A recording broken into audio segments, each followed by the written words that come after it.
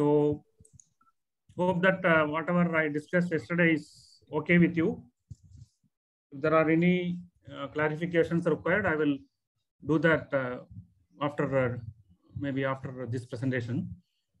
So today I'm going to, yesterday what I did was to convince you all how great Srikandeya was, because he solved a conjecture of Euler. And I also showed you the strength of Euler.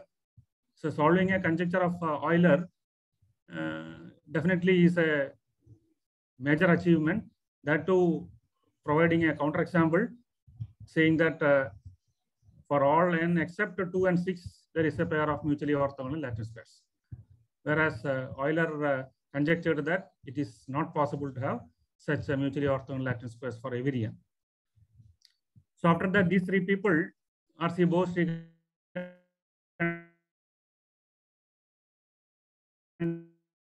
and Euler spoilers, because expectation of Euler.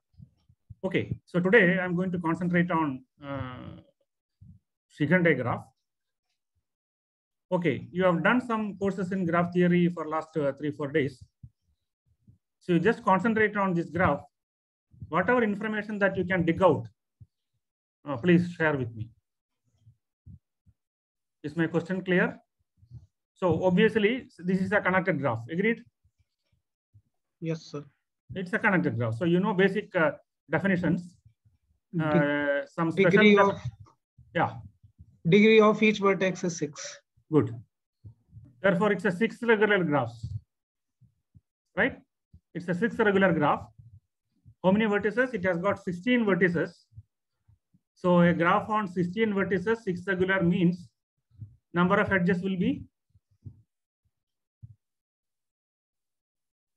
6 regular graph on 16 vertices. So therefore, number of edges. Fundamental handshake lemma, which I discussed yesterday. There are 16 summation vertices. Of degrees divided by 2. Yeah. So 16 into 6 by 2. Okay. Yeah, right. 48. 48. Right. There are 48 edges. And do you find any triangle here? Yes. This is a triangle, right? Are you following me? This is a triangle. So girth, that is length of the shortest cycle, is 3. Because there exists a 3 cycle, can you say some other property of this? Some negative property, it is not something. See, I'm going to help you to connect ideas. Unless you connect ideas, you cannot understand whatever we are discussing. It's not bipartite. Yeah, good. Okay. So it's not a planar? I will come to that point later. Okay. So, because there is at least one triangle and a graph is bipartite, if and only if all its cycles are of even length, it follows that the graph is not bipartite. We will explore more properties of Srikandeya later. So,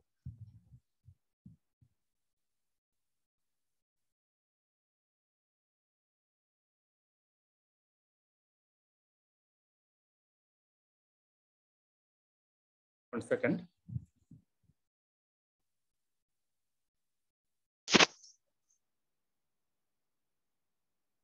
So this is 2 other pictures of Srikandeya. Sharat Chandra Shankar Srikandeya. I have told about his biography and all that yesterday. So this is one of the latest photos, and you know he passed away in 2020. Okay. So you keep in mind, I will show the Srikandeya graph often. So it's an example of a strongly regular graph. The theory of strongly regular graph was due to 2 people, 2 Indians, R.C. Bose and Srikandeya, sometime during 1963. So we will slowly go to the definition of a strongly regular graph. So there are four parameters, n, k, lambda, mu. So n is the number of vertices. K, every vertex has k neighbors, means regularity is k. Now this third and fourth property is what is important, any two adjacent vertices have lambda common neighbors, and any two non-adjacent vertices have mu common neighbors. Those who have not heard a strongly irregular graph, I will denote a strongly irregular graph by SRG. SRG is nk lambda mu. I shall repeat. There are n vertices. Each vertex has degree k, so it's k regular. So a strongly irregular graph is obviously a k regular graph with some additional condition. In two adjacent vertices, whenever there exists an edge joining any two vertices, there are lambda vertices which are adjacent to both. Okay, so lambda common neighbors. Any two non-adjacent vertices have mu common neighbors. Such a graph is what's called a strongly regular graph, which was discussed first by R.C. Bose and Srikhande in some other context, not in graph theory, in the balanced incomplete block design. I told you yesterday, most of the people during those periods were working in design theory, especially in Indian Statistical Institute, Calcutta, starting from R.C. Bose, Mahalanobis, and all such great people. Okay. So let me go to some examples of this. I just wanted to check whether you understood the definition of strongly irregular graphs. So what will be the strongly irregular graph? 5T01, 5201. Come on. What will be this? This graph is very familiar to you. So strongly irregular graph with 5 vertices. C5? Yeah. Cycle having 5. Cycle on 5 vertices, because every vertex, there are 5 vertices, every vertex is of degree 2. So it's a 2 regular graph that itself fixes the cycle, but some more condition is there, because any two adjacent vertices do not have a common neighbor, and any two non-adjacent vertices will have exactly one common neighbor. Therefore, you understood the graph. So SRG with 5 parameters, 5201 is actually C5. I will discuss one more example, the great Petersen graph, which is a notorious graph in the sense that it often comes as a counterexample to many conjectures. It's a very tricky graph. So Petersen graph is due to Julius Petersen, who did it in 1898, constructed to be the smallest bridgeless cubic graph with no 3-edge coloring. So I will try to define what is bridge. Cubic means every vertex is of degree 3. This is the most popular drawing of Petersen. This is the isomorphic copy of this. After seeing this one, you don't feel that it is Petersen. That is another beauty of Petersen. You don't feel that it's a Petersen graph. This is the common drawing of Petersen graph. Okay, so it's cubic means every vertex is of degree 3. There are 10 vertices. Every vertex is of degree 3. Therefore, again, handshaking lemma says that there are 15 edges. Okay, so it's a cubic graph. It is bridgeless. Bridgeless means there is no bridge. Bridge means if you remove that edge, it becomes disconnected. And there is no edge in Petersen graph, which has the property that if you remove that edge, you get a disconnection. That follows as a simple characterization of bridges. An edge is a bridge if and only if it is not on any cycle of the graph. So if you take if you see any edge, it is in some cycle. So such an edge cannot be a bridge. And you can also verify that it's a connectivity, edge connectivity is 3. Those who are not familiar with this, I shall repeat it during my presentation again and again. So edge connectivity is 3 means it is not having a bridge.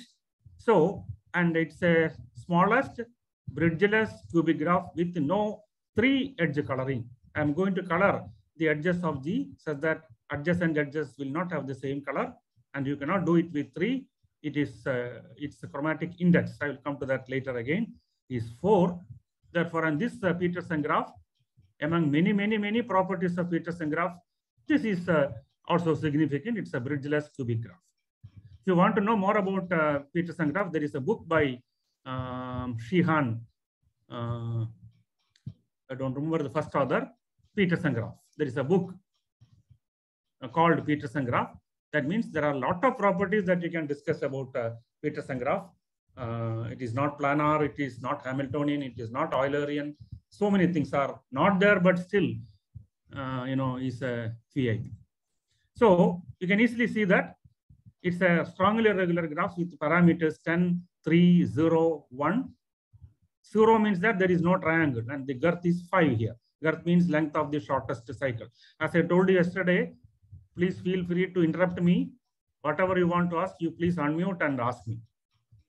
Okay, I repeatedly say that because I don't want to say whatever little I know and then say that you have not understood. That's not proper. You have come for a course, so you should know, you should take back some new definitions, new concepts, and so on, so that you can, it's actually a faculty development. You can enrich. Okay, so 10, 3, 0, 1 are the parameters. Another strongly irregular graph that I can show you. I'm not going to the construction of Pelli graph. I just wanted to show you so many examples. See, a theory becomes rich when you have plenty of examples. That's why such theories are called classics. I've seen so many research taking place nowadays. Suppose you ask an example of that one. You take time. You take time means that itself means that the theory that you have done is not rich. Okay, so there is no dearth of examples for strongly irregular graphs because there are plenty and it appears in many ways. It can be constructed in many ways. So Pelli graph is actually a family of graphs. So it is strongly irregular graphs with 13 vertices, 6 edges. So 13 into 6 is 98. 98 by 2, there are 49 edges. Every 2 adjacent vertices have 2 common neighbors, and every 2 non-adjacent vertices have 3 common neighbors. So such a structure is called a Pelli graph. Just write down Pelli graph, look at the Google, and Google will tell you how to construct a Pelli graph using a finite field. Okay, so what I wanted to repeat is there is a firm connection between what? Finite field and strongly irregular graphs. There is also a connection between strongly irregular graphs and finite projective planes. There is also a connection between strongly irregular graph and partial geometries. And there is also a connection between strongly irregular graphs and finite fields. Okay, so these are all interlinked. Okay, that is why the theory becomes beautiful. It's not one approach that you can look at it. Whatever concept which is of interesting to you, you can take that as a model and then try to study more about such things. That is the beauty of it. So I want to give you one more example of a Peterson graph. That is by going to the notion of a line graph. Okay, so far I suppose that you are comfortable. So I will go to another graph operator, just like you have operators in analysis. This is a line graph operator. Line graph acts on a graph, so it's an operator. So line graph of a graph is a graph such that, how do you define a line graph? The vertex of, to look at the definition of a graph, what all you require is this vertex set and the edge set. The moment you talk about vertex set and edge set, you have defined a graph. So I'm going to tell you what are the vertices of the line graph of G. And I will say that when are 2 vertices in L of G, the line graph of G, adjacent. That is simple because each vertex of the line graph of G is an edge of G. So if there are 10 edges in the graph, obviously there will be 10 vertices in its line graph. Are you okay? And any 2 vertices of line graph of G are adjacent if and only if their corresponding edges share a common endpoint in G. Please try to understand. Those who have not heard line graph before, it is due to Harari and Norman, sometime, and Ore and all that, 1960. So it's about 60 years old now. Fine. I just wanted to know whether you understood the definition of a line graph of a graph. I shall repeat. The vertices of the line graph of G are edges of G. Now I want to define adjacency of the vertices in LG. I say that 2 vertices in the line graph of G are adjacent, provided the corresponding edges from G are adjacent or they are having a common endpoint. Fine. I just wanted to know As I told you yesterday, I want to hear more sweeter voices. So those who interacted with me yesterday, please keep quiet today. Unless there is some other, no other answers, I will come back to you. I know a couple of faces now. So I just wanted to know what is line graph of K3. Anybody who did not speak out yesterday? K3. Who is that? Hello? Yes, sir. Hello. Who gave this answer? Sonone, Gahininath Sonone. Yes, sir. Okay. You didn't talk yesterday. Yes, sir. I didn't Okay. I want new people to come out. So what Sonavane says is that line graph of K3 is K3. Are you comfortable with that answer? All of you, 27? Yes, sir. Yes. 27? Yes, sir. Line graph of K3 is K3. True or false? It's okay? Yes, it is true. Yes, sir. Yeah. So what is line graph of K13? Okay, if you are not familiar with K13, I will come to that general case. So my one class exercise will be find the line graph of Peterson graph, which is slightly tricky because Peterson graph has 15 edges. Therefore, the line graph of Peterson graph will have 15 vertices. Now take line graph of path of length n. Path of length n will be path of length n minus 1. Is it okay for you? You should give a rigorous proof that line graph of Pn is Pn minus 1. Now just get a feeling. Line graph of Pn, path on n vertices, is path on n minus 1 vertices. Is it correct? Yes, sir. Okay, now I'm going to do a trick.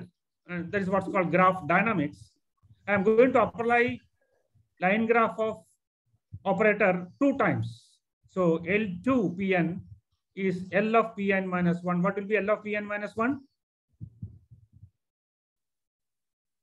What will be L of Pn minus 1? Pn minus 2. Pn minus 2.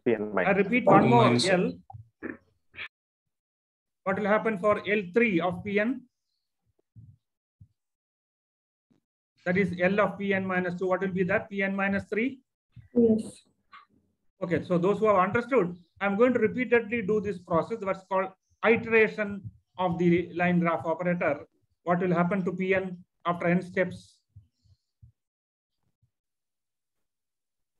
Single vertex. Good, single vertex. So I just went out of the range. It is what's called graph dynamics. Okay, so Pn is an example of a graph in which it is convergent to the single vertex under the line graph operator. So if you want to look at more properties of graph dynamics, more operators working on it, these are all simple research areas that you can concentrate. There is a book by Eric Prisner, ERIC-PRISNER, Graph Dynamics. That's a very good book that you can refer to. Okay. So this is what's called a star. Can you guess what will be the line graph of star?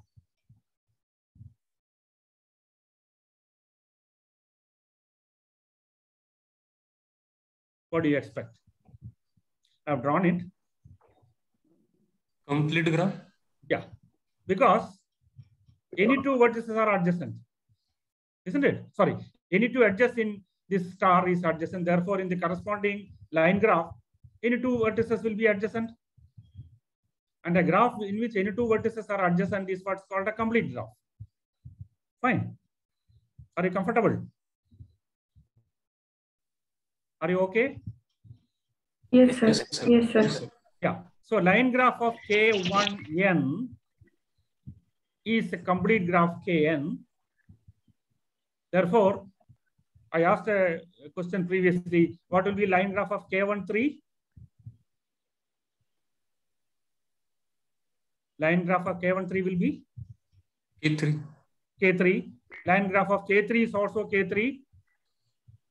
Right? Yes. And Yes. K3 is not isomorphic to K13. So there are two graphs K3 and K13 whose line graph is K3. Fine, you keep it this with you. I will come back to this later. Now, the line graph of a star is complete graph, and line graph of Kn is another line graph of Kn will be a strongly regular graph with NC2 vertices, 2 into n minus 2 degree, and n minus 2 any two non-adjacent vertices have n minus 2 common neighbors, and any two non-adjacent vertices have a 4 common neighbors. Therefore, I can construct from a complete graph a strongly regular graph for every n. Very good. Okay, fine. Now come to our beautiful graph, Sriganday graph. So you can easily see that it's a strongly regular graph with parameters 16, 6, 2, 2. So basically, the strongly regular graph has 4 parameters. Let me repeat: n, number of vertices; k, regularity; any two adjacent vertices have lambda common neighbors, and any two non-adjacent vertices mu common neighbors. So n, k, lambda, mu. Because by what is called double way counting, you can prove that it should necessarily satisfy n, k, lambda, mu should satisfy n minus k minus 1 into mu is equal to k into k minus lambda minus 1. So this is the basic fundamental relation between the parameters of the strongly regular graph. Put it in another way. Suppose I ask for, does there exist a strongly regular graph with arbitrary parameters like say 80, 7, 6, 5? That may not exist. Okay, so you cannot lavishly choose this nk lambda mu. That's what I have in mind. You cannot, without putting any condition on nk lambda mu, I just arbitrarily give nk lambda mu. I need not have a strongly regular graph at all. This is a necessary condition that the parameters nk lambda mu should satisfy, that n minus k minus 1 into mu is equal to k into k minus lambda minus 1. But satisfying this doesn't mean that there exists a strongly regular graph.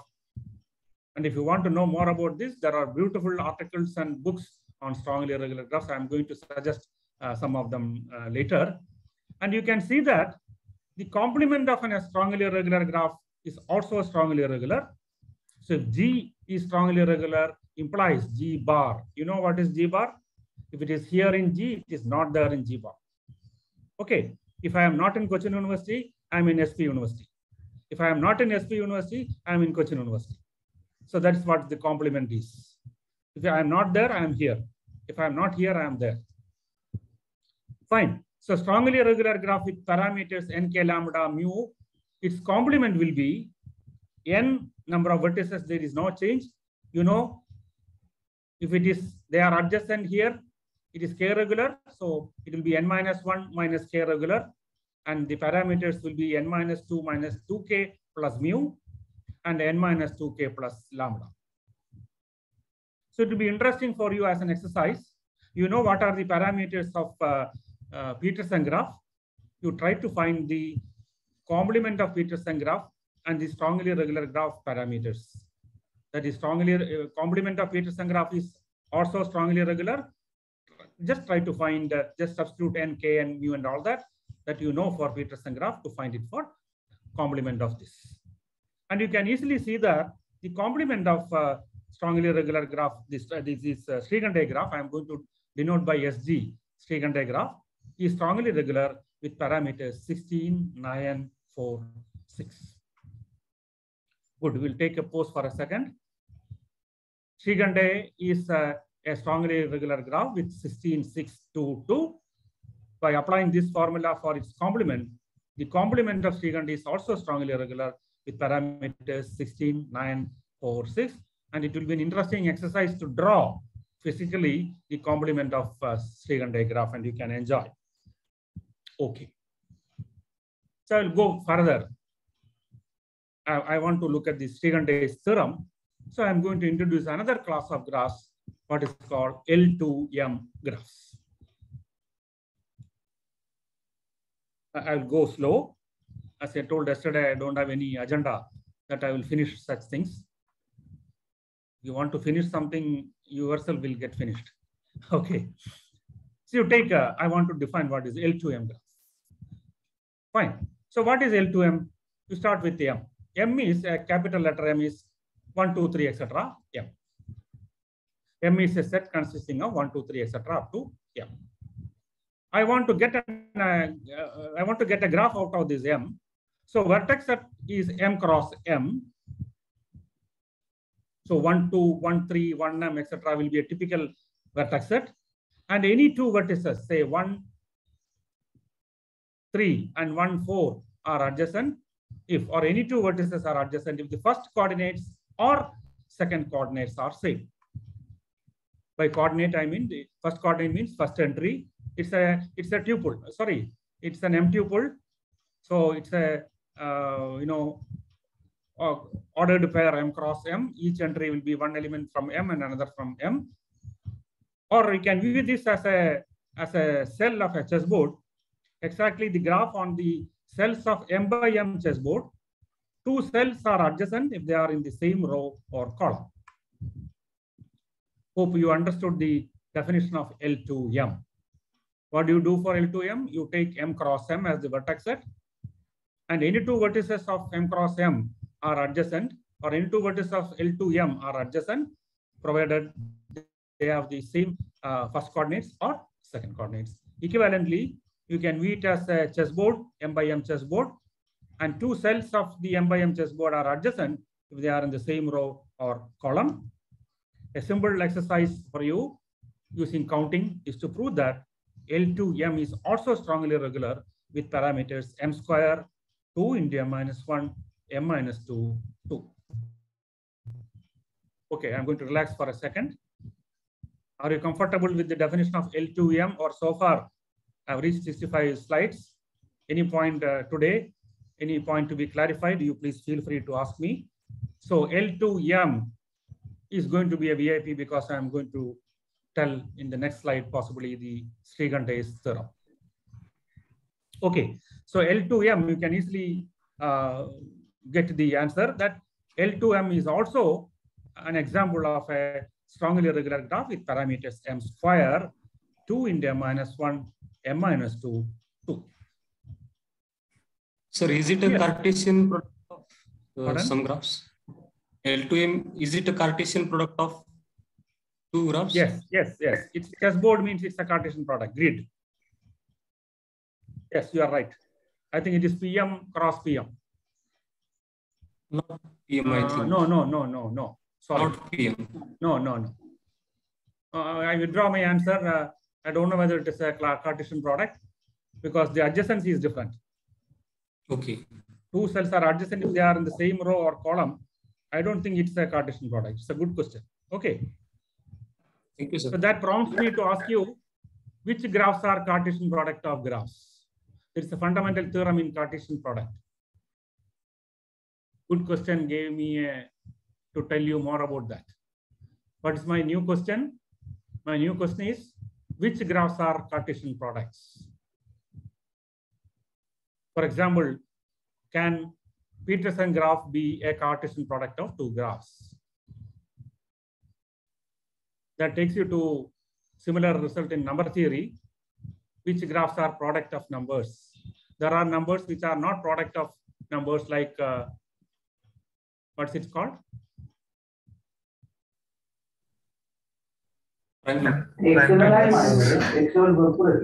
Prime numbers, isn't it? Okay, one and itself only, they are the only factors. So which graphs are prime? So there are beautiful handbooks on product graphs. There are, you Google product graphs, you get plenty of information. Fine. So come to Srigante's theorem. Srigante gave birth to Srigante graph after seeing this theorem, after proving this theorem. So I'm asking for strongly regular graphs with parameters M square, 2 into M minus 1, M minus 2, 2. Then G is isomorphic to L2M. Look at my type, the 2 should come down, this L2M. Okay. L2m except when m is equal to 4. So except when m is equal to 4, the parameters m square 2 into m minus 1, m minus 2, 2 uniquely fixes the strongly regular graphs L2m. I am telling the same thing in different ways.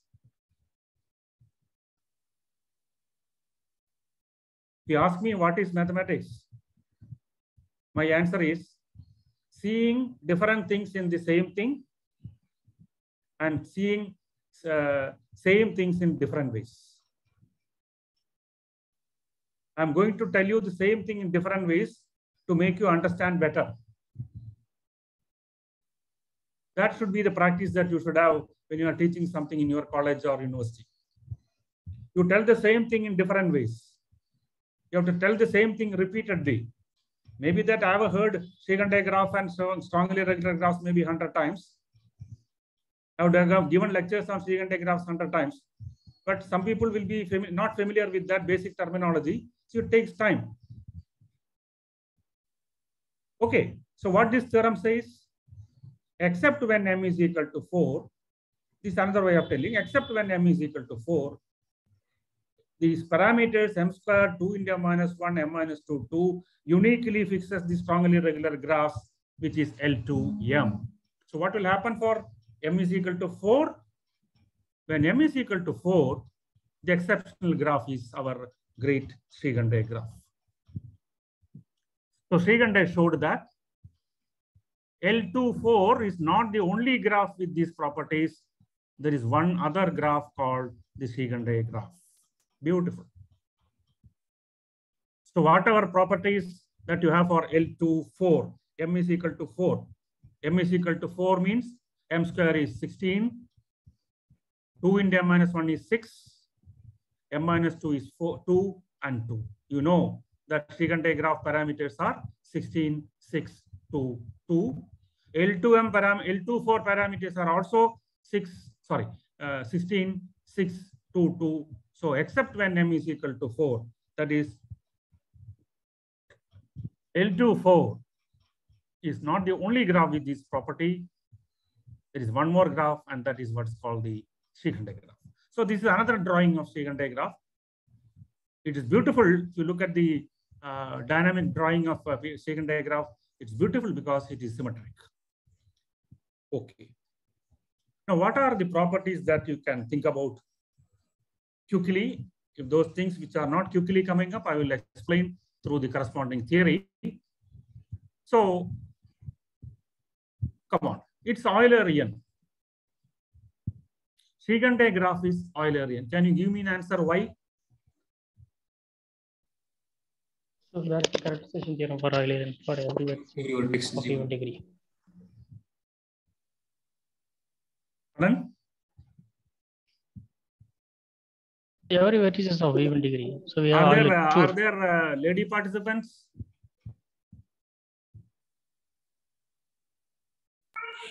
Yes, sir. You please give me the answer. Why is it Eulerian? It satisfies the standard Eulerian property. Every vertex has even degree. It's 6 regular. Therefore, 6 is even in Pune also, I suppose. Therefore, it's an Eulerian graph.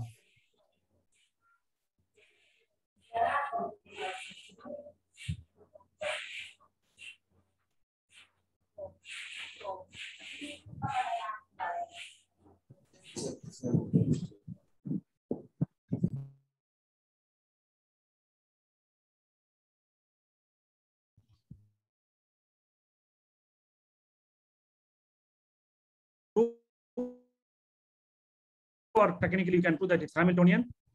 Its diameter is equal to 2, is equal to radius is also 2. Diameter is 2 means I can reach from one vertex to another vertex in maximum 2 steps, in the sense that maximum distance is 2. Its radius is also 2. You know, radius, you have to take the eccentricity, and minimum eccentricity is called the radius. It's also coincide with its diameter, and both is equal to 2. Any graph G in which radius is equal to diameter is called a self-centered graph. Every vertex, the G itself is center. Okay, so this is an example of a self-centered graph. You can check that its independence number is 4. Fine. So chromatic number is 4. Chromatic number is 4. I'm going to actually show that its chromatic number is 4 by actually giving a 4 coloring of the vertices. And I cannot have a coloring using 3 colors. So minimum is 4. I'll come to the theory of coloring after some time, because there is a beautiful discussion that I can make in what's called the 4 color problem, and some notions which are not found for Sri-Khande graph.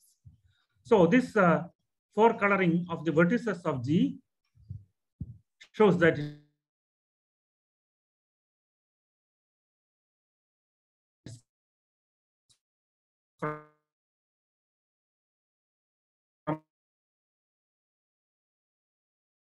It's not audible, sir.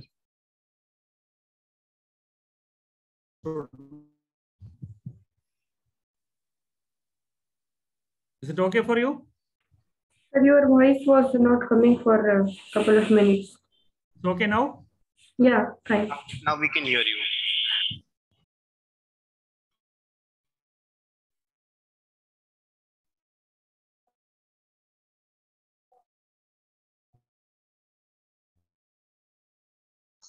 I think. Sir? Connectivity issues there. I have an. Okay, so the chromatic index is 6. Chromatic index means minimum number of colors required to color the adjacent edges of the graph. So here I require 6 colors to color. Its regularity is also 6 colors to color these different edges with different colors, and that is minimum. So chromatic index is, or edge coloring number is 6.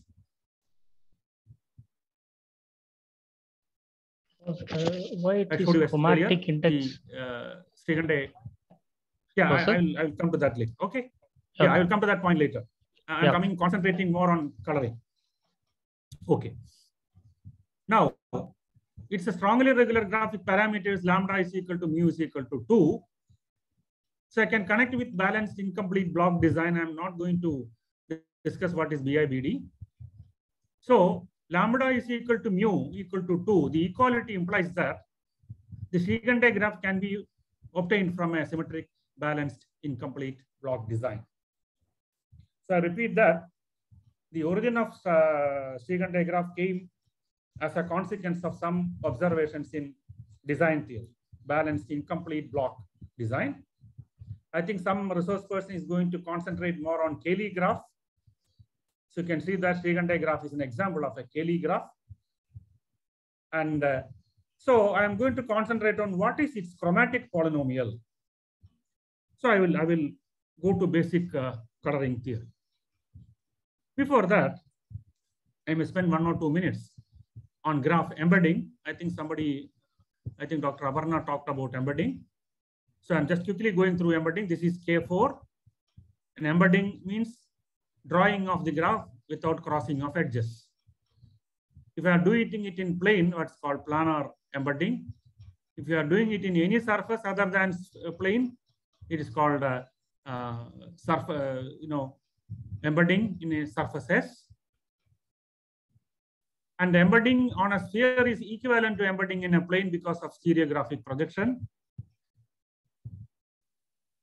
So don't worry about all such things. You just concentrate on planar graphs. That is a graph which can be drawn in the plane without crossing of edges. Now, if you look at here, which is K4, this is not drawn planar because there is a crossing here. But I can take this edge outside and make it like this.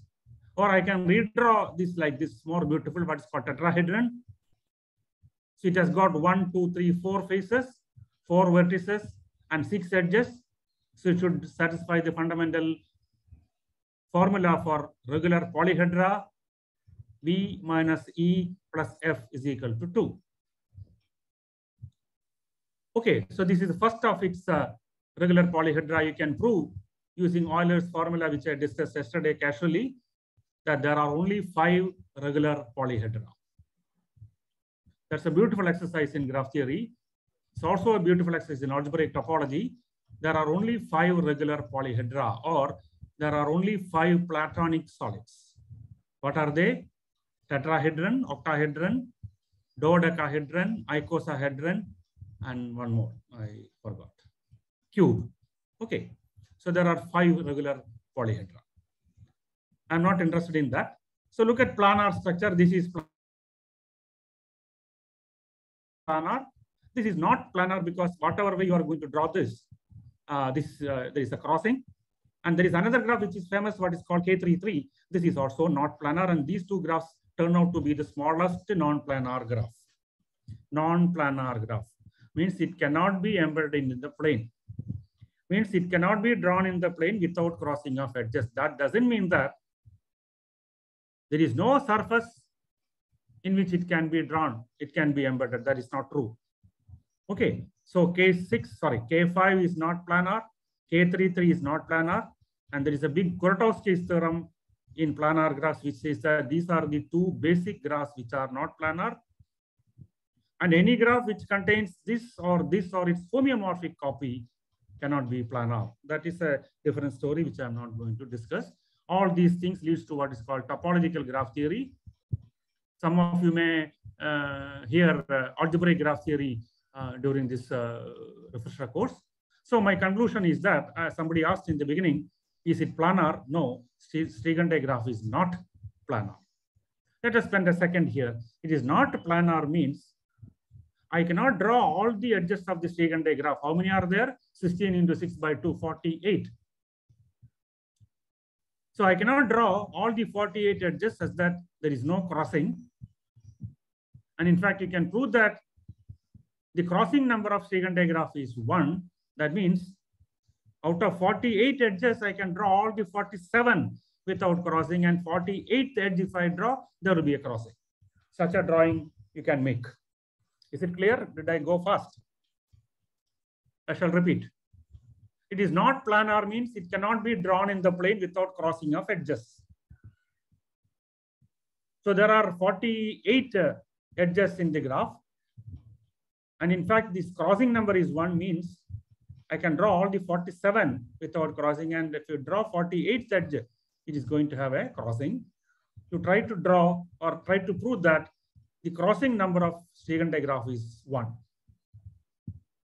Now come back to planarity. Sriganday graph is not planar, but it is toroidal. Toroidal means I can embed this Sriganday on the surface of a toroid, torus. Torus is what's called annulus. Vada. Sabudan Vada is a torus. A donut. Donut, good. So if you get a donut, don't eat it, enjoy the beauty of its surface. Okay, try to draw. So from today onwards, you buy a donut, try to draw Sriganday graph on its surface and then eat it. Okay. So toroidal graph is a graph that can be embedded in a torus. So its vertices can be placed on the surface of a torus and there is no edges crossing. You can prove that for a toroidal graph, chromatic number is at most 7, and for Sriganday it's only 4. Okay. So, sir, can we obtain? Pardon? Sir, can we obtain Sriganday graph from K33 or K5 by using construction, which is in Kuratowski's theorem? Yes, that's a good exercise you can do. You try to find a homeomorphic copy of K33 or K5 in Sriganday graph after deleting some edges of Sriganday graph. That will be a very convincing answer. If you get that, you please send me. Okay, prove that Sriganday graph is not planar using Kuratowski's theorem or Wagoner's theorem. You can use the theory of minors. Whichever way, I'll be happy if you can send me the answer that Sriganday graph is not planar in 3 ways. One, actually drawing it, using Kuratowski's theorem, or using Wagoner's theorem. Good exercise. Coordinator Professor Vinayak, please follow it up. Okay, fine. So I will spend some time for telling you what is the hitch in finding the chromatic polynomial of Siegenday. So I'll just take some examples, some basic theory of coloring. This finds application in storage problem. I'll come to that later. So graph coloring means it could be three types of coloring: coloring the vertices, coloring the edges, and coloring the face, especially of a planar graph. You know, all these things started with the 4-color problem. So what is a vertex coloring? Proper vertex coloring is the coloring of the vertices of a graph such that no two adjacent vertices are of the same color. This is what's called proper vertex color. Edge coloring assigns a color to each edge so that no two adjacent edges are of the same color. Face coloring, especially of a planar graph. You know, planar graphs give rise to faces. Okay. If you are going to color the faces of the planar graph such that adjacent faces do not have the same color, then such a coloring is what's called a face color. I will give you as an example. Yeah. So come on, this is K4, this is planar. So if I am coloring this face with blue, can I color this face with another blue? Same blue? If you are coloring this face with blue, I cannot color this with face blue because there is a common edge between these two faces. These two faces are adjacent. Okay. So face coloring number of K4 will be 1, 2, 3, and the external face you want to color, that is 4. So face chromatic number of this is 4, vertex chromatic number of this is 4, and edge chromatic number will be 3. Okay. Fine. So I want to introduce again chromatic number. So I'll go rigorously. A K coloring of a graph G is a coloring of the vertices of G such that using at most K colors, and minimum number of colors, smallest number of colors needed to color the graph G is what's called chromatic number. So if you remember yesterday, I started with the coloring of the states of India. So now I can ask this in a different way. What is the chromatic number of India graph? What is the chromatic number of India graph? You convinced yesterday that it is not 3, it is greater than 3. Somebody told that it is 4. So you give a 4 coloring of the India graph. So my assumption, my statement is that the chromatic number of India graph is 4. It is not 3. Okay. So if you are giving those vertices which are having the same color, obviously those vertices will not be adjacent. So such vertices are called, they form a color class or they form an independent set. Okay, fine. So chromatic number of our Peterson, chromatic number of Peterson is 3. I cannot do it with 2. Look at this Peterson. Peterson is not having a triangle. Okay, there is no triangle here. Smallest cycle is of length 5. You try to count the number of cycles in the Peterson graph. There is no 4 cycle. Sorry, there is no 3 cycle. There is no 4 cycle. There are plenty of 5 cycles, outer, inner, etc. You text whether there is a 6 cycle, 7 cycle, 8 cycle, 9 cycle, but there is not even 1 10 cycle because Peterson graph is not Hamiltonian. And you can prove that the complete graph of order n has chromatic number n. Chromatic number of Cn is 2 or 3 according as n is even or odd. Peterson graph's chromatic number 3. Chromatic number is 2 if and only if G is bipartite. So the chromatic number of a tree is 2 because tree is bipartite. But we don't have any characterization of graphs with chromatic number K greater than 2. I showed you that chromatic number of Siegenday is 4. So you are comfortable with chromatic number. If I want to spend more time for chromatic number, please feel free to ask. This is the basic definition of chromatic number. You can prove that these are all simple exercises in graph theory. Chromatic number is either 2 or 3 according as the number is n is even or odd. Okay. So if you look at the history of 4-color conjecture, which was posed, as I told you yesterday, in 1852 and settled using computers and all that in 1974. I told you this story yesterday while trying to color a map of the countries of England. Young boy, Francis Guthrie, postulated the 4-color conjecture, noting that 4 colors were sufficient to color the map so that no regions sharing a common border received the same color. I told you that he didn't know the answer, so he asked his teacher, Augustus De Morgan, the famous De Morgan of De Morgan laws. He also didn't know the answer, so he passed on to the great William Rowan Hamilton, British mathematician, in 1852. That's why I told you that the birth of 4-color problem is 1852. Did you notice any speciality in the title coloring that I have given?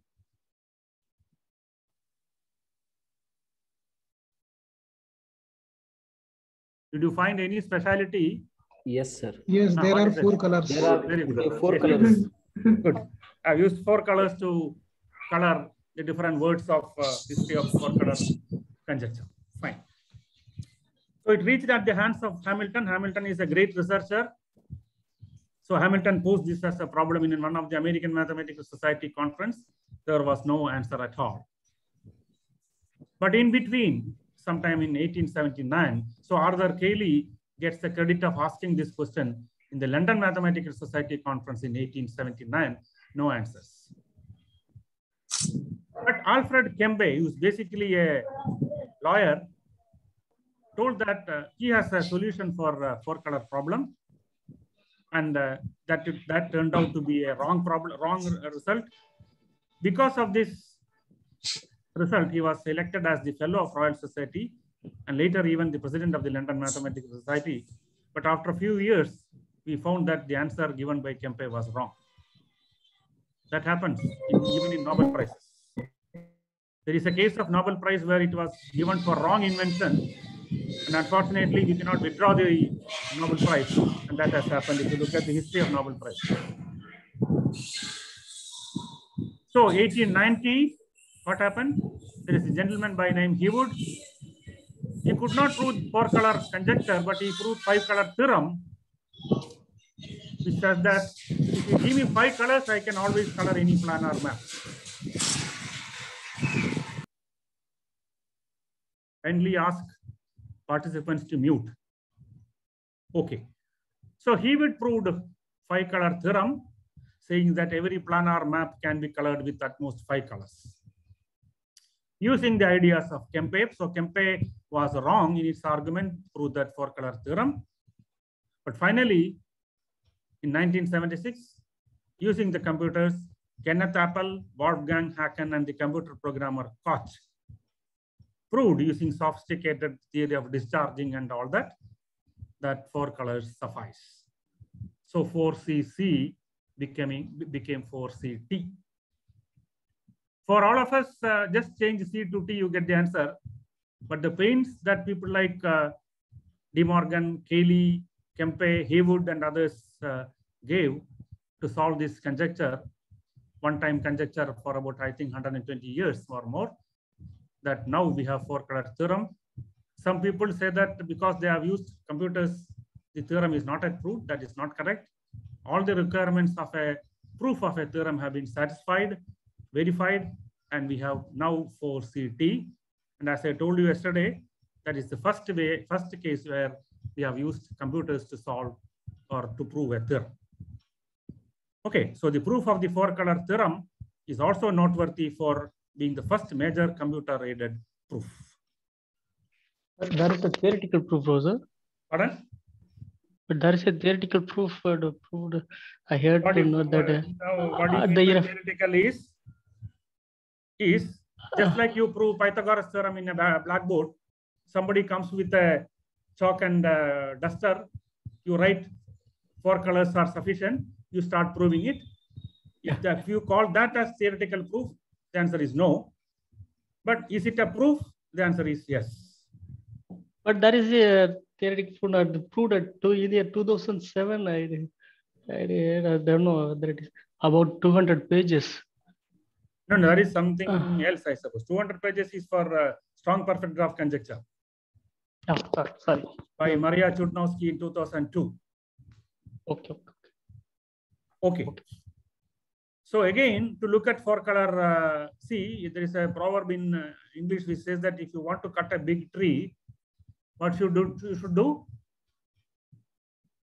To cut a big tree, what you should do? You should cut its branches, isn't it? So four color conjecture is a big tree. People could not touch it at all. So people like Birkhoff is a great lattice theory man, the same Birkhoff, G.D. Birkhoff, introduced the notion of a chromatic polynomial to study the four color coloring problems and four color problems. This was generalized to Tutt polynomial. In fact, there are several polynomials associated with a graph. Chromatic polynomial, Tutt polynomial, matching polynomial, independent polynomial, characteristic polynomial, and there are plenty of graph polynomials. Okay. So what is the chromatic polynomials?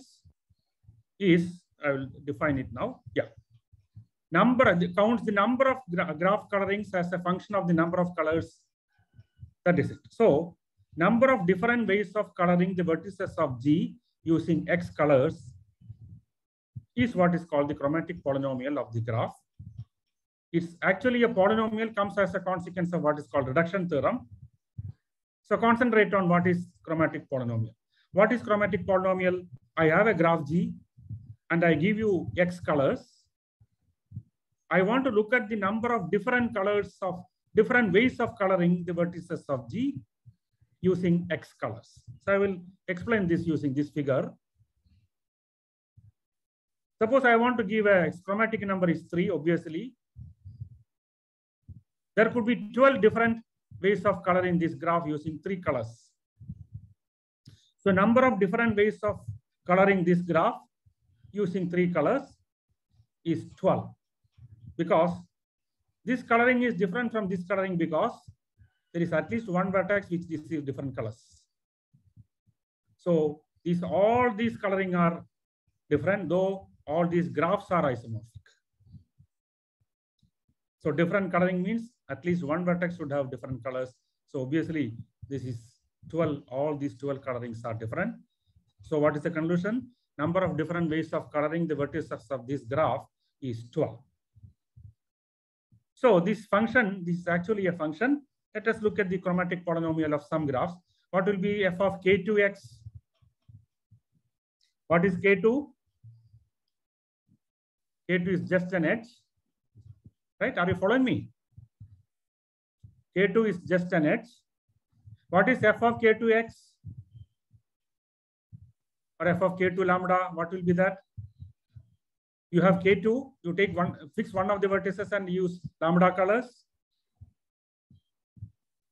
For proper coloring, adjacent vertex should not have the same color, so I cannot use all the lambda colors.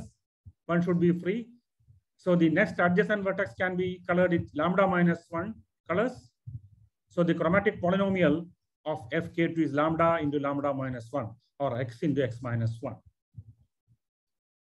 Did you get the argument?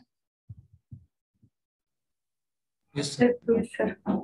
Chromatic Yes, sir. polynomial of K2 is number of different ways of coloring K2 using lambda colors. Because K2 is such that these two vertices are adjacent, and for proper coloring, you should give them different colors for adjacent vertices.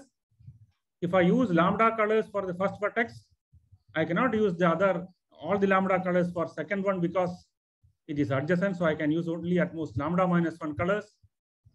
So number of different ways of coloring K2 is lambda into lambda minus 1. By induction, you can prove that for K3 is lambda into lambda minus 1 into lambda minus 2, x into x minus 1 into x minus 2. And in general, the chromatic polynomial of Kn is x into x minus 1 into x minus 2 into etc. x minus n plus 1. The standard notation is xn, what is called falling factorial. Good. So the chromatic polynomial of complete graph of order n is x into x minus 1 into x minus 2 into etc. x minus n plus 1. It can be proved using Whitney's reduction formula that this function, actually it is a function which I started with. You can prove that this function is not a trigonometric function or transcendent function or exponential function. You can prove rigorously using Whitney's reduction formula that it is actually a polynomial. Now I go back to the question, and that is not still answered. What is that question? That question is simple looking question. What is the chromatic polynomial of Sri-Kandai graph? Surprisingly, this problem is not solved even now. So many properties of Sri-Kandai graphs are known. This is one of the properties which is standing out. Find the chromatic polynomial of Sri-Kandai graph. To explain only that, I explain the theory of chromatic polynomials. Okay. Is locally hexagonal. Again, Sri-Kandai graph is locally hexagonal. Its spectrum, distance spectrum is 24 minus 40. Don't worry about spectrum. I'm going to explain this in, I think I have some 10 minutes more. So combinatorial matrix theory, if you look at this book, the graph is Sri-Kandai graph. Okay. So I will need some 10 minutes to complete. I'm going to the spectral graph theory. That is graph theory which can be studied using the matrices. I defined yesterday, I told you yesterday that for me, a finite graph is nothing but a symmetric binary matrix. For me, it is nothing but a symmetric binary relation defined on a finite set. So graph is basically a symmetric relation. It's also a symmetric binary matrix. It's only for convenience that we are drawing a graph like that. You can as well draw the corresponding matrix and say that this is the graph.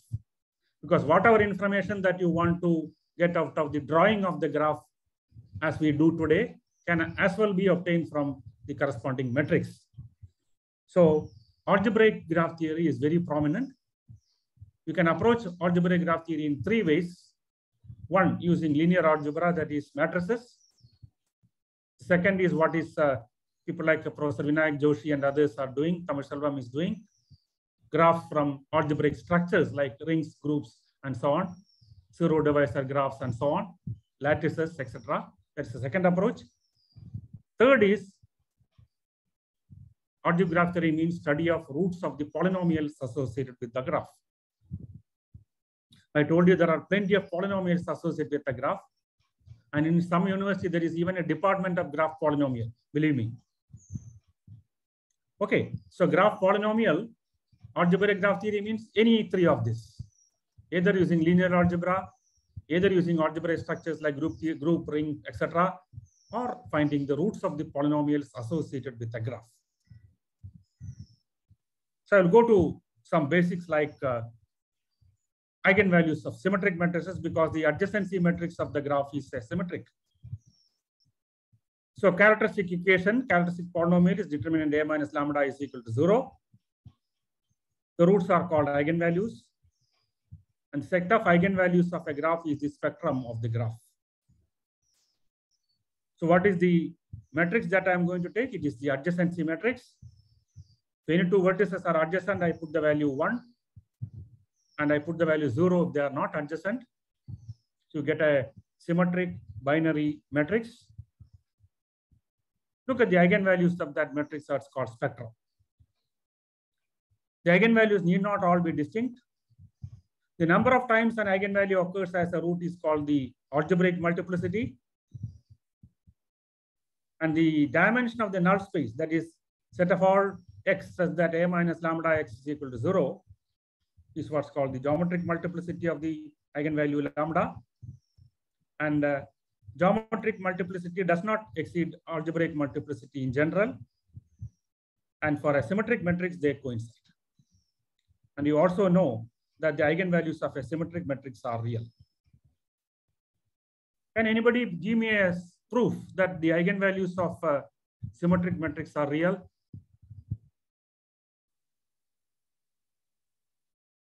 Let us do some exercise. Can anyone quickly give me a proof that eigenvalues of a symmetric matrix are real?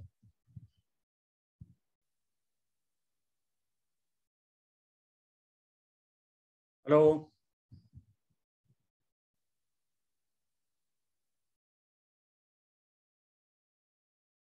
Why are you silent? Yesterday you were more active. Yeah. So hello. Yeah, tell me. So you take the eigenvector with eigenvalue lambda, and then you take the inner product of A of V. Say let's say V is the eigenvector. Then you take the inner product of AV and V, assuming that so you assume that the inner product is a Hermitian product, and then you have a V coming out of one bracket.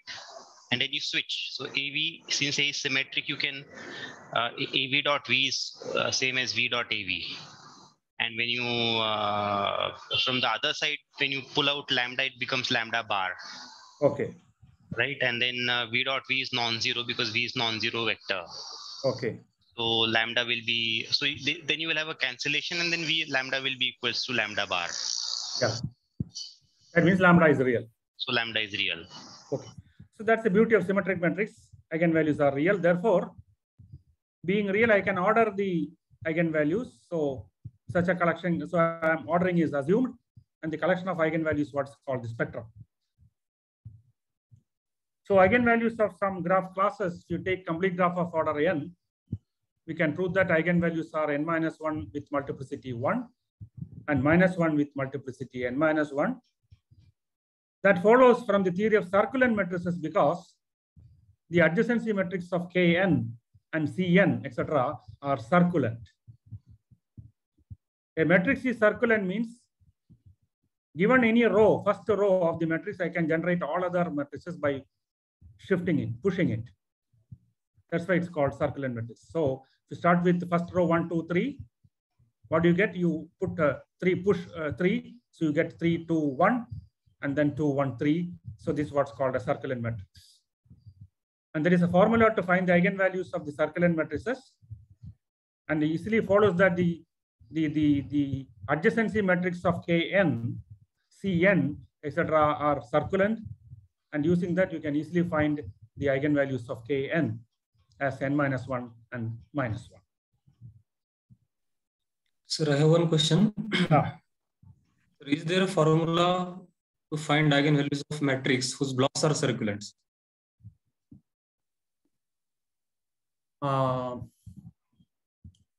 Blocks are circulant. Yes, sir. Okay, I have to think about that. Good. May I know who asked this? Gahininath Sononi. Okay. You keep track of me. You just send me an email. Yes, sir. Blocks are circulants. Can you? Okay, let me think about that. Good. Okay.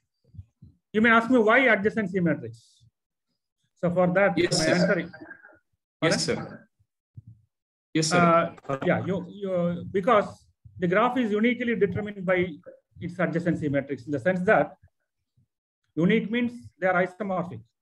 So two graphs G1 and G2 with adjacency matrices A1 and A2.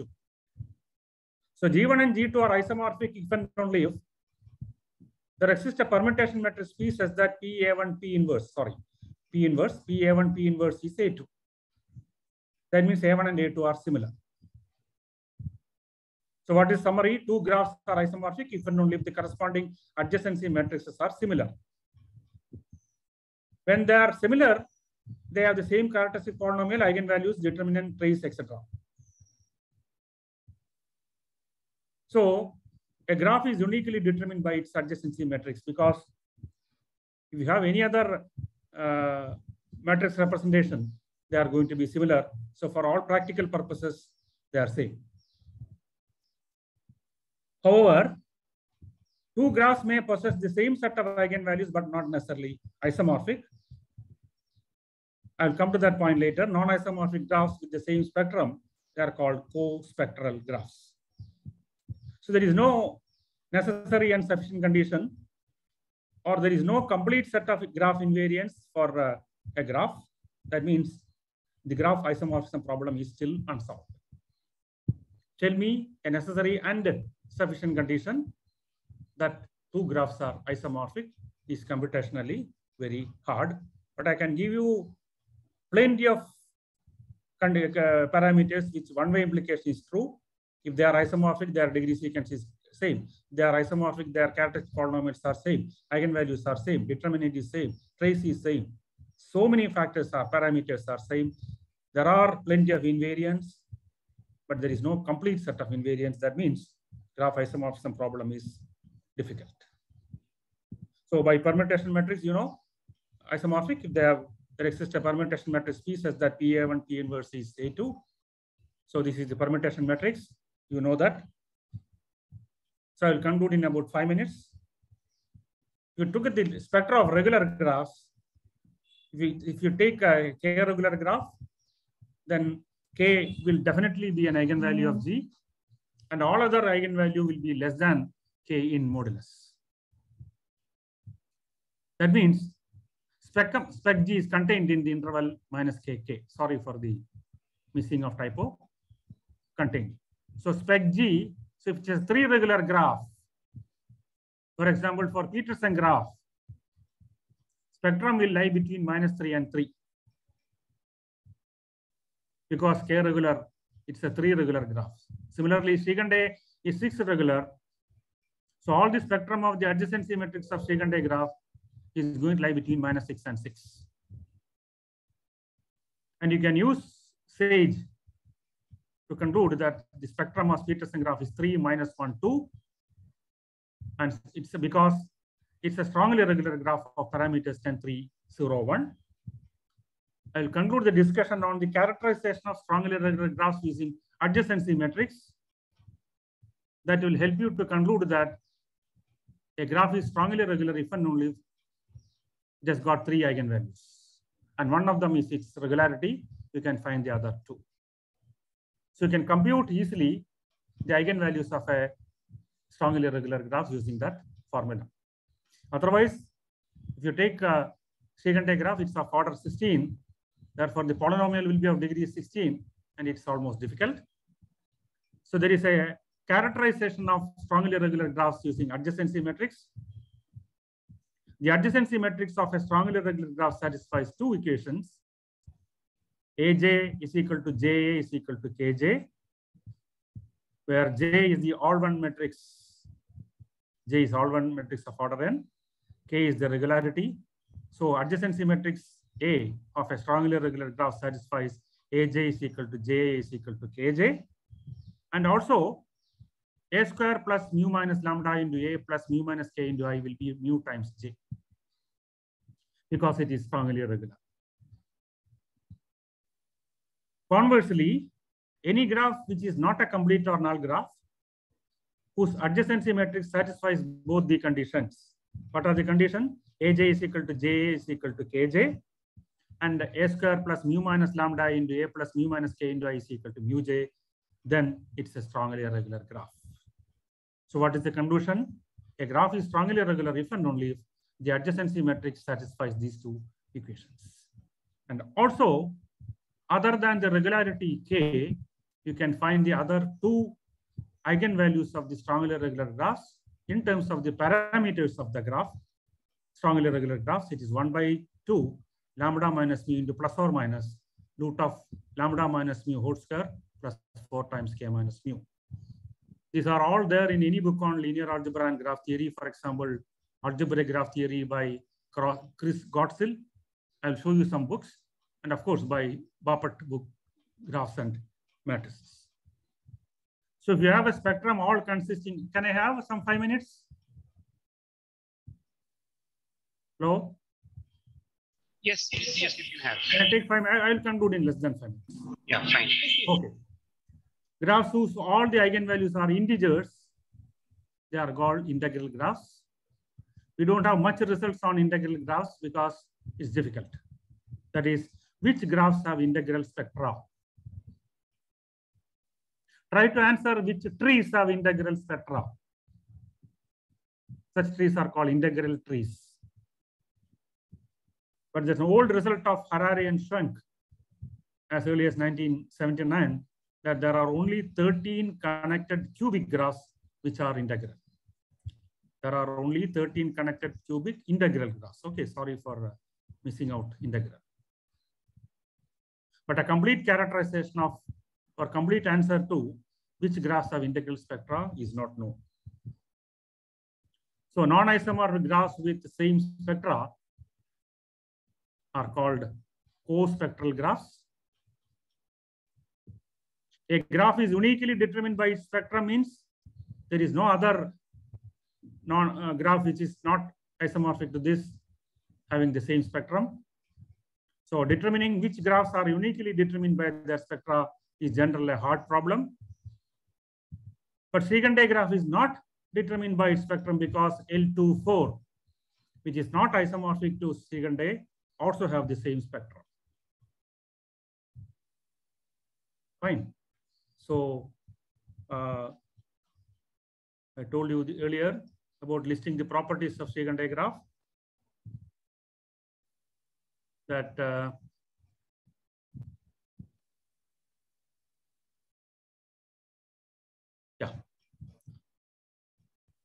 Srikhande is integral graph with spec 6 to -2 with multiplicity 169. So Srikhande graph is an example of a 6 regular graph which is integral. Peterson graph is also integral. Okay, and the Srikhande graph is not uniquely determined by its spectrum because I told you about the L24. That is also having the same spectrum as Srikhande 6 to -2. So Srikhande graph cannot be characterized by its spectrum. That is the conclusion. Okay, so I will come to 1 or 2 slides which I told you yesterday about the power of matrix theory in Google search. I showed you this picture, and just for fun, I tested it today morning what happened to Google. I woke up Google and said, good morning to Google. Hello, good morning. I'm going to give you the same question tomorrow. Today, you give a search for SP University Pune. You know what happened? You got something results more. 2 lakhs, whatever it is, I don't know how to read it. 266,000,000. It was only 218. It took only 0.61 seconds 2 days ago, but it took 0.69 seconds today, but I got more results.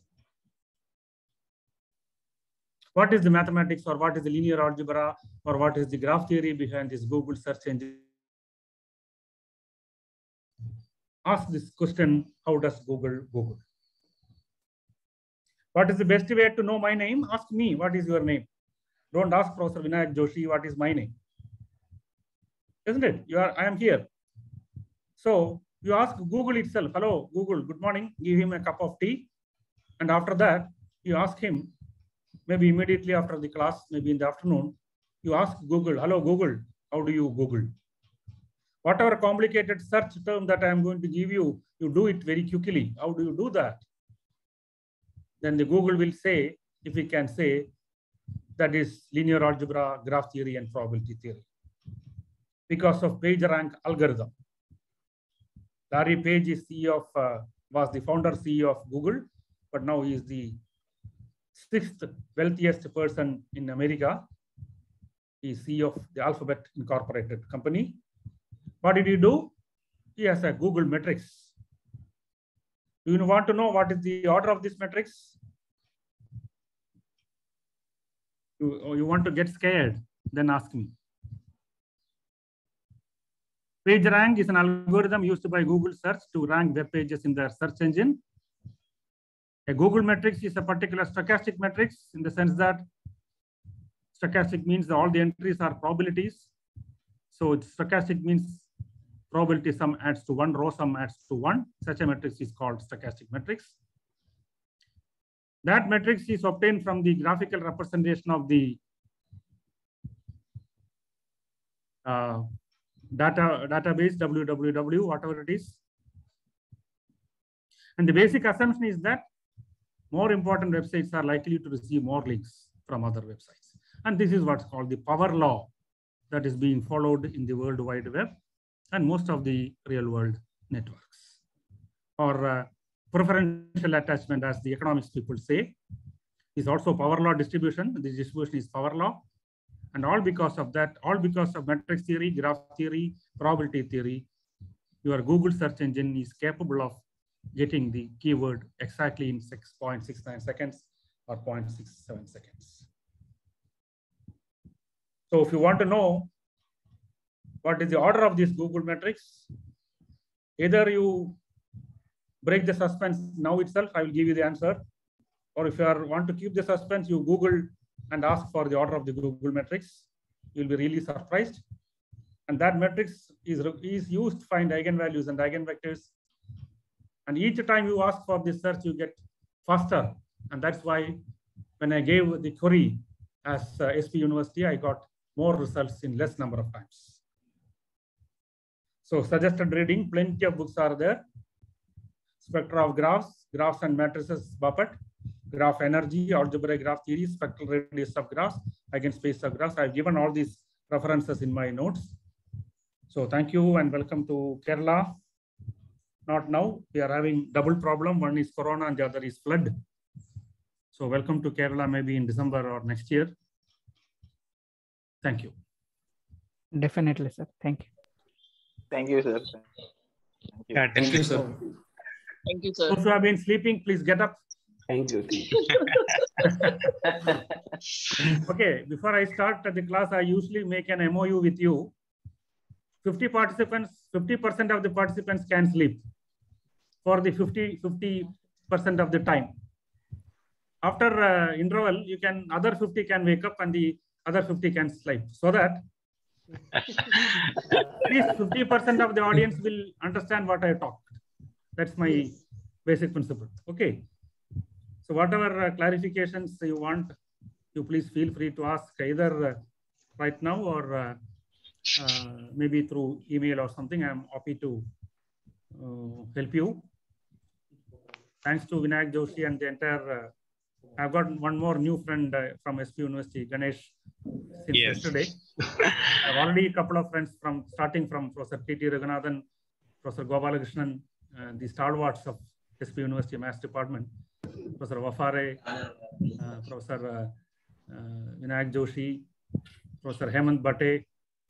So many people I know because I've been to Pune several times. And thank you very much for giving me an opportunity. I don't know what is happening in Kerala outside my room because I was concentrating here. It seems there is going to be very heavy rain. Kerala next 3 days, your prediction is very heavy rain. Okay, nice to have met you all. If you have any immediate question, one thing which I will tell you is that the Google matrix is of order billion. Okay, and the data that you get is billions and billions, 64,000 billion. You have to find the eigenvalues and eigenvectors of that such a huge real-time matrix to give you an answer in 0.69 seconds. Asking questions is easy, but giving answer is difficult. But poor Google search engine does it because of powerful Perron-Frobenius theorem and linear algebra.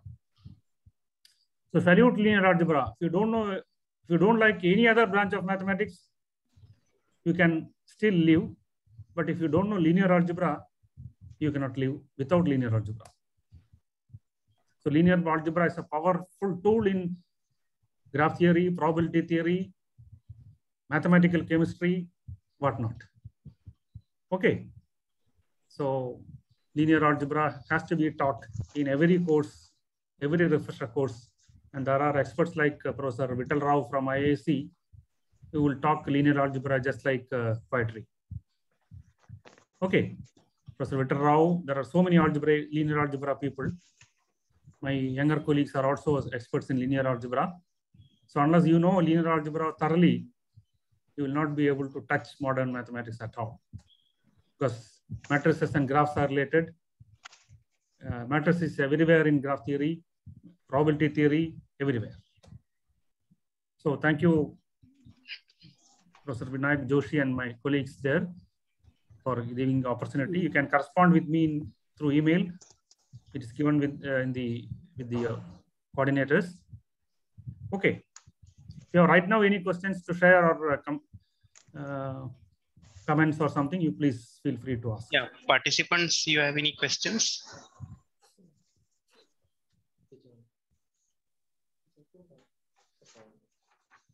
Okay, so yeah, I think there are no further questions. So, but I have a question which I asked yesterday. Yes. How many times I showed the photo of Euler?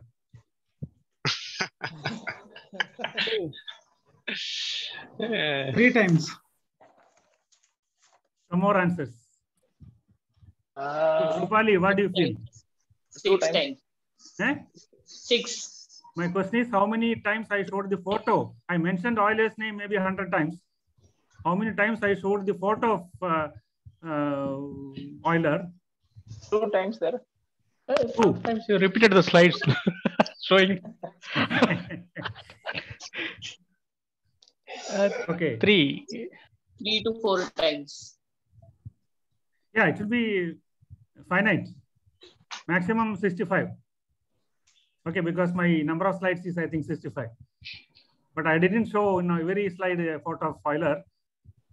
So you can give me the answer maybe as an assignment. Okay.